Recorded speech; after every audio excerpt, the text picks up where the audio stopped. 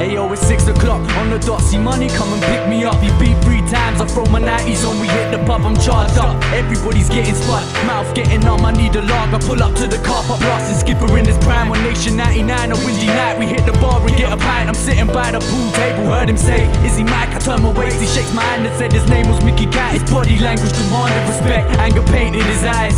Known on the ends for his vicious ways, look intimidating but he's all blessed. Worn out tattoos on his arm, face covered in scars from the years of ruling. It only gave him more strength over the years of torment. Fought too many battles, so many tears of fooling. All of it was true, I knew it weren't the beer talking guests. Man like me and Mick have had our fair share of bullshit. People that have needed us at night, we hear him cooling.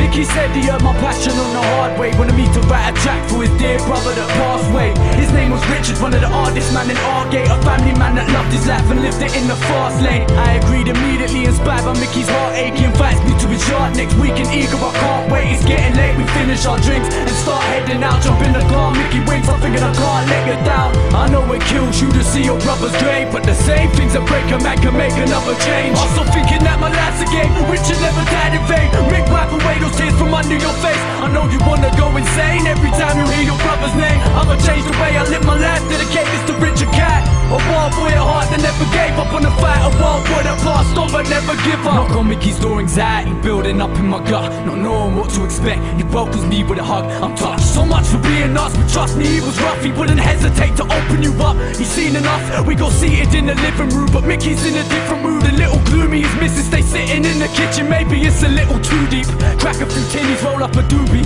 As soon as he's ready, away we go. Mickey begins to speak, his teenage daughter's taking